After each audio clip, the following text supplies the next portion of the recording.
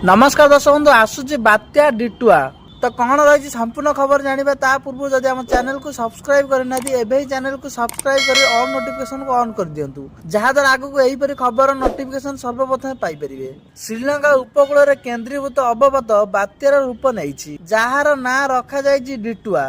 तमिलनाडु चेन्नई उपकूल में तल भाग छुईबार संभावना थिबा भारतीय पाणीपाग विभाग आकलन करा जायछि। आज पूर्वाह्न 11:30 समय अवपात घूर्णीभूत होई बात्यार रूप नहीं। यह श्रीलंका उपकूल में समांतरण भाव उत्तर पश्चिम दिग को गति करुछि। पाणीपाग विभाग पूर्वानुमान अनुसार यह तमिलनाडु उपकूल छुईबार संभावना रही। स्थल भाग छुईबा पर दिग परिवर्तन करिबार संभावना रही। यही समय तमिलनाडु एवं दक्षिण आंध्र उपकूल में प्रबल अति प्रबल वर्षा हेबार संभावना रही।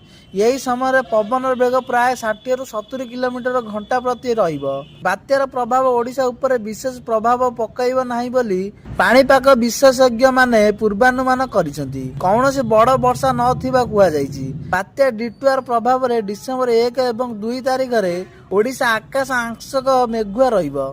केवल दक्षिणवर्ती जिला मालकानगिरी एवं कोरापुट रे हालुका वर्षा हेबार संभावना रही।